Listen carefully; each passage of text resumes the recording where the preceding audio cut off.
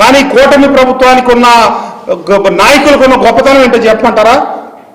నిన్న ఇబ్రహీంపట్నంలో గొడవ జరిగితే గొడవ జరగటానికి అట్లా మొదలైంది.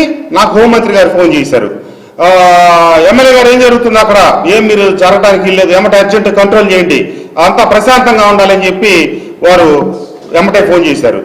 నేను శనివారం రోజు ఇక్కడ నియోజకవర్గంలో రకరకాల కార్యక్రమాలు ఉన్నాయి. ఉదయం పెన్షన్ల పంపిణీ, తర్వాత కలెక్టర్ గారు నేను ఇద్దరం కలిసి కొన్ని కార్యక్రమాలు, కొన్ని శంకుస్థాపనలు, ప్రారంభోత్సవాలు ఇత్యాది కార్యక్రమాలని చూసుకొని నేను హైదరాబాద్ వెళ్ళటం జరిగింది. హైదరాబాద్ వెళ్ళేటప్పుడు కూడా అనుకోకుండా ఏం జరిగింది, నేను ఇక్కడ 3 గంటలకు బయలుదేరా. ఆ ఉదయం కార్యక్రమాల్లో ఉంటా నేను ఫోన్లో చూసుకోవాలి. ఆ రోజు శనివారం రోజు జోగి రమేష్ ఏం మాట్లాడాడని. నేను 3:35 హైదరాబాద్ బయలుదేరితే కరెక్ట్గా 3 గంటల 45 నిమిషాలు పట్టింది. హైదరాబాద్ వెళ్ళేటప్పుడు 7 అయింది. నేనే డ్రైవ్ చేశా. నాకు డ్రైవరు లేని కారణం చేత నా గన్మ్యాన్ ఉన్నాడు, నా పిఏ నా కారులో ఉన్నాడు, కానీ కారు నేనే డ్రైవ్ చేశా.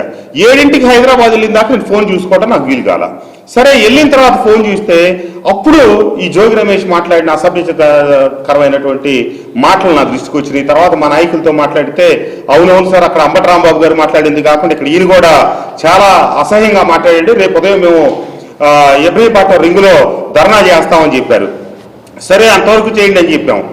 కానీ ధర్నా కార్యక్రమం అయిన కొద్దిసేపటికే నాకు హోంమంత్రి గారు ఫోన్ చేసి ఎమ్మెల్యే గారు ఇక్కడ ఇబ్రహీంపట్నం రింగులో ధర్నా చేస్తున్నట్టున్నారు, నిన్న అంబటి రాంబాబు గారి ఇంటి దగ్గర కూడా పరిస్థితులు అదుపు తప్పి, దయచేసి మీరు దగ్గరుండి అదుపు తప్పకుండా మీరు కంట్రోల్ చేయండి అని చెప్పి నేను హైదరాబాద్లో ఉన్నాను, ఈ గొడవ జరిగేది నాకు తెలియదు, నిన్న అసలు ఆయన మాట్లాడిన భాష తెలియదు, ఈ రోజు కేవలం రింగ్ సెంటర్లోనే దిష్టిబొమ్మ దగ్ధం చేయటం అంతవరకే కార్యక్రమం చేస్తున్నారు తప్పితే అంతకు మించి ఎవరు అదుపు తప్పరమ్మా అని చెప్పాను. అయితే జాగ్రత్తగా కంట్రోల్ అవ్వడమనంటే పోలీసు వాళ్ళు కూడా మేము పూర్తి చెప్పున్నాము, వాళ్ళందరూ జాగ్రత్తగా ఉన్నారు, ఎట్టి పరిస్థితిలో ఉపేక్షించమని చెప్పారు.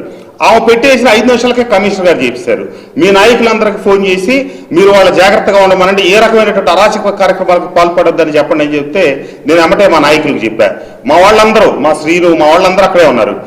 ఉంటే ఎట్టి పరిస్థితుల్లో ఏం కాదు సార్ అని చెప్పారు. కానీ కొంతమంది ఆవేశంలో గతంలో జోగి రమేష్ మాట్లాడిన మాటలు, అతను ఉపయోగించిన భాష మీద కోపంతో అటు పరుగులు తీయటం, ఆ పరుగులు తీసిన వాళ్ళని మా వాళ్ళు అదుపు చేసే ప్రయత్నం చేయటం, సరే కొద్దిమంది అయితే చిన్న చిన్న రాళ్ళు రోవటం, అవాంఛనీయ సంఘటనలు జరిగినాయి.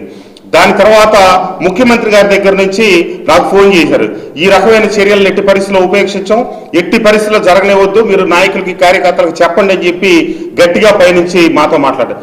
ఈ రోజు ఉదయం పార్టీ అధ్యక్షులు పల్లా శ్రీనివాసరావు గారు అలాగే అచ్చెన్నాయుడు గారు ఇద్దరు టెలికాన్ఫరెన్స్ పెట్టి వాళ్ళు రెచ్చగొట్టే రీతిలో ప్రవర్తిస్తా ఉన్నారు, మీరెవ్వరూ రెచ్చిపోవద్దు, మీరు సంయమనంతో ఉండండి, చట్టం తన పని తాను చేసుకుపోతుందని చెప్పి మాకు బాధ్యతలు తెలియజెప్పడానికి మొత్తం టెలికాన్ఫరెన్స్ పెట్టారు.